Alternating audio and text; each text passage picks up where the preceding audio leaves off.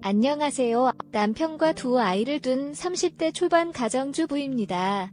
20대 중반이던 때 결혼을 했기 때문에 요즘처럼 결혼을 늦게 하는 것보다는 빠른 케이스입니다.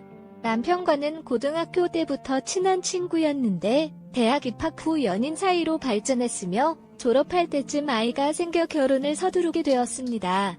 시댁이 일정한 재산을 보유하고 계셔서 신혼집으로 30평대 아파트를 사주셨습니다. 아이 둘이 있을 예정이었기 때문에 30평대면 괜찮다고 생각했었는데 시어머니께서는 아파트를 사주시면서 동생과 조건으로 함께 살게 하겠다고 하셨습니다. 처음에는 좀 이상한 느낌이었으나 돈을 벌 수 없는 상황이고 남편 역시 사회생활을 시작하지 않았기 때문에 어쩔 수 없이 도련님 신우 2명과 함께 신혼집에서 살게 되었습니다. 당시 시동생은 대학교 1학년이었는데 처음 만난 때는 수줍음도 많고 말수도 적은 사람이었습니다. 하지만 함께 살면서 어느 정도 친해져서인지 말도 많아졌고 저를 더 많이 챙겨주는 데다가 이것저것 이야기도 많이 나누는 사이가 되었습니다. 신혼집에서 5명의 성인이 함께 살다 보니 솔직히 쉬운 일이 아니었습니다. 그렇지만 우리 신우들은 성격이 좋아서 많이 도와주고 남편과 싸울 때는 제 편이 되어주는 데다가 도련님은 집안 청소를 맡아 해주었기 때문에 큰 불편은 없었습니다. 몇 년간 함께 살다 보니 제 나이는 벌써 30대가 되었고 아이도 2명이 되어 집이 좁아졌기 때문에 큰 문제로 고민하다가 시어머니께서 더 큰 평수로 좋은 집을 사주셨습니다. 덕분에 큰 문제 없이 순탄한 결혼 생활을 하고 있습니다. 단 하나의 문제가 있습니다. 남편이 20대 시절부터 저에게 많은 지원을 받았는데 그것이 벌써 시들어버렸습니다.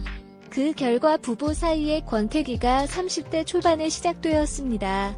남편은 이미 죽었지만 저는 여전히 활기차게 살아가고 있습니다. 하지만 이제는 그것을 할 수 없게 되어 스트레스가 쌓이고 있습니다. 제 나이가 30대 초반이지만 대학교 시절에는 학교에서도 인기 있는 미인이었습니다. 하지만 이제는 아이들을 돌보느라 집에서만 있으니 그냥 보통의 아줌마가 되어버렸습니다.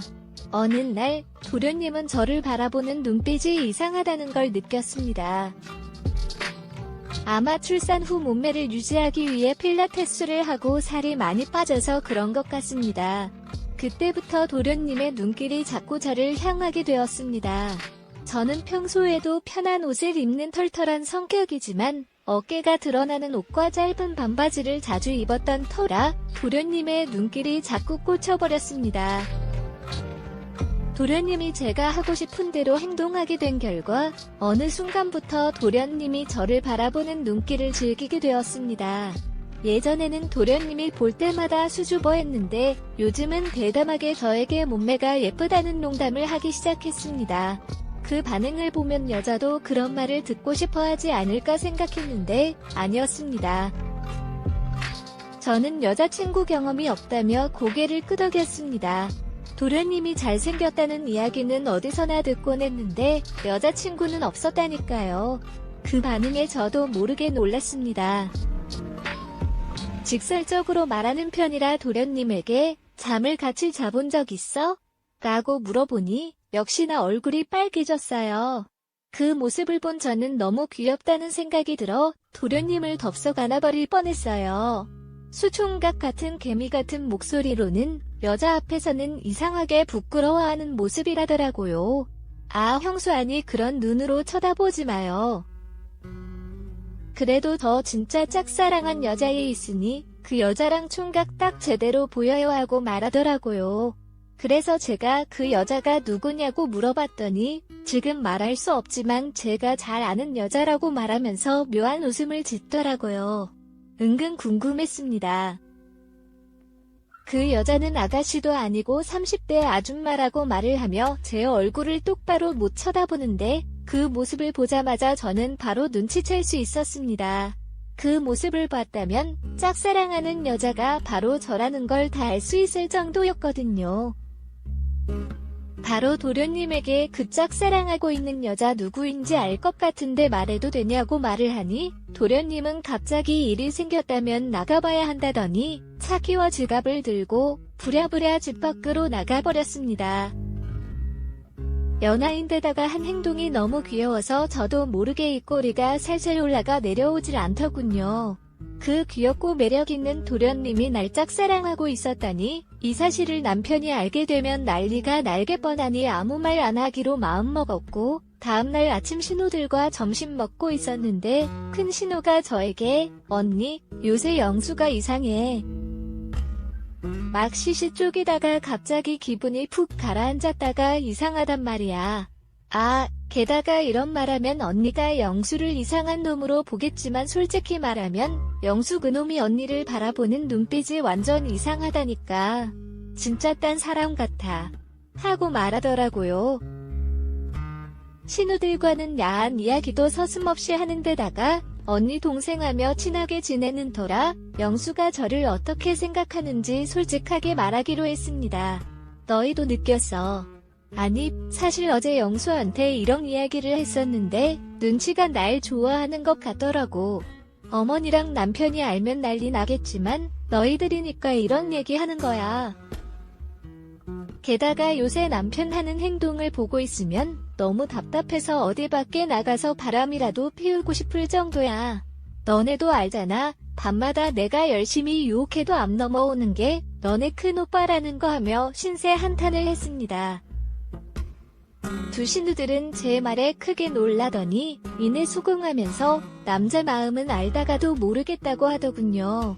그러면서 오랜만에 여자 셋이서 술이나 마시자고 하였고 오후 4시가 조금 넘었을 무렵부터 술잔을 기울이며 얘기하던 중 도련님이 조용히 술잔을 들어 마셨습니다. 여자 셋이 함께 마시고 있었는데 도련님이 저녁 8시에 약간 취해왔다는 것이 눈에 띄었습니다. "우리 이쁜 영수는 왜 이렇게 불쌍한 거야?" 라며 홍수한테 하는 말에 대해 다른 여자들은 어하며 고래고래 소리를 질렀습니다. 그러자 신우들이 "어디 감히 누나들한테 소리 지르냐며 형수를 지키는 도련님이 등짝을 때리기 시작했습니다. 도련님은 짝사랑하는 여자가 있다고 해 형수를 좋아한다는 것은 말하지 않았지만 그 마음을 깊이 간직하고 있었습니다. 그런데 하필 퇴근하고 들어온 신랑이 그 말을 들어버리고 말았습니다. 남편은 화를 내며 도덕적으로 형수와 도련님을 사랑한다는 게 말이나 되는 소리냐며 도련님을 때리기 시작했습니다. 저와 신우들은 열심히 말렸지만 도련님은 미안한 자리를 만들기 싫어하며 더욱 형에게 대들어버렸습니다. 도련님은 "왜 내가 형수를 짝사랑만 했을 뿐인데 그게 무슨 문제가 돼?" 라며 막말로 동생을 비난하기 시작했습니다. 이에 남편은 도련님에게 폭언을 한 뒤 밖으로 나가버렸습니다. 그렇게 도련님은 이제부터 본격적으로 내놓고 형수한테 좋아한다는 것을 밝히고 가족들도 눈치 안 볼 거라고 말했습니다. 이때 신우들은 도련님에게 이쁜 여자 소개시켜 줄 테니 포기하라고 설득했으나 도련님은 저를 뚫어지게 쳐다보며 소개해 줄 필요 없다며 앞으로 형수만 바라볼 테니 누나들도 말리지 말라고 했습니다. 너무 박력 있는 도련님의 모습에 저희는 황당하면서도 어이없었습니다. 그 한마디로 두근거리는 심장을 멈출 수 없었습니다. 그 사건 이후로 도련님은 적극적으로 대시를 해왔습니다. 저 또한 도련님의 행동들을 남편과 신우들 몰래 받아주게 되었으며 어느 순간부터 도련님에게 마음이 열리기 시작했습니다. 도련님은 노골적으로 저에게 사랑한다는 말을 자주 하며 그 말을 듣는 순간 가슴이 두근거렸고 좋은 기분이 들었습니다. 하루에도 몇 번씩 은근한 스킨십을 하면서 밀당을 하던 어느 날 도련님이 집으로 들어오는 모습을 발견했습니다.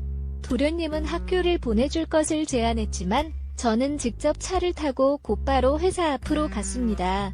그리고 도련님과 뜨거운 밤을 보냈습니다. 이후에는 도련님이 형과 이혼하면 아이들과 저를 책임질 것이라는 말을 들었습니다. 저는 그 말을 들으며 도련님과 함께할 결심을 하게 되었습니다. 어느 날 남편에게 전화가 왔는데 도련님이 전화를 받았습니다.